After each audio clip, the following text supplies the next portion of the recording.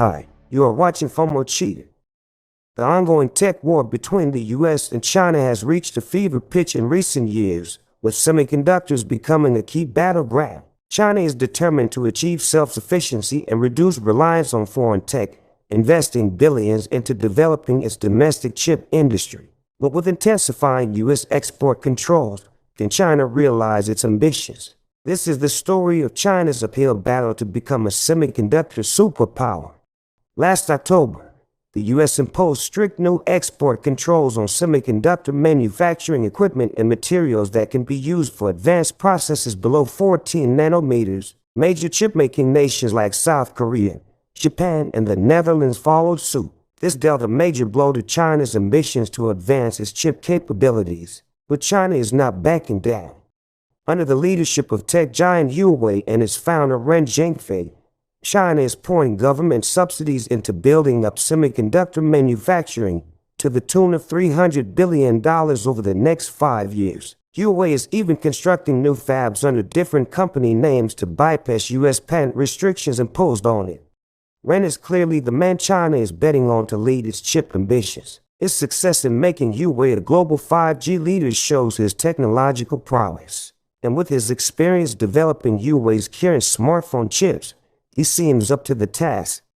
The game plan is impressive in scale: build 23 new advanced fabs across China by 2030, ramp up production and gain 50% global market share of 28nm to 45nm chip products. The aim is to replace older fabs and clusters with new meg-scale foundries over the next 2-3 years. Each new fab costs around $4 billion. But does linger whether this ambitious strategy is realistic. Can China really achieve semiconductor self-sufficiency using only domestic equipment by 2030? Will production costs and yields be competitive? And will 28nm still be an optimal process node? Or will the tech standard shift to smaller 5nm or 7nm? More fundamentally, intensifying U.S. export controls put advanced semiconductor nodes out of China's reach. Even Chinese experts based overseas are hesitant to join government projects, fearing repercussions. While impressive on paper, China's semiconductor ambitions face tremendous uncertainty.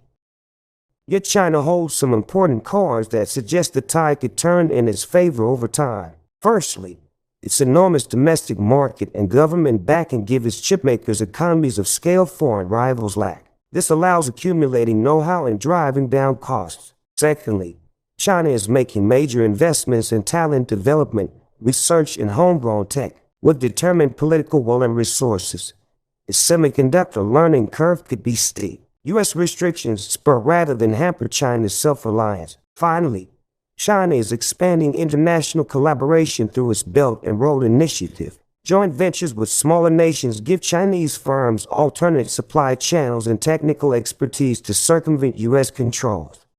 In the high-stakes poker game of tech supremacy, China's semiconductor industry remains the underdog for now. But with strategic foresight, China is playing a long game. Its chips may take time to mature, but once cashed in could pay off in reshaping the global semiconductor order. The world is watching closely to see how the cards fall. Let me know what you think. Share your thoughts in the comments below. And if you enjoyed this video, smash that like button and consider subscribing if you haven't already. Thanks for tuning in to FOMO Cheater. I'll see you on the next one.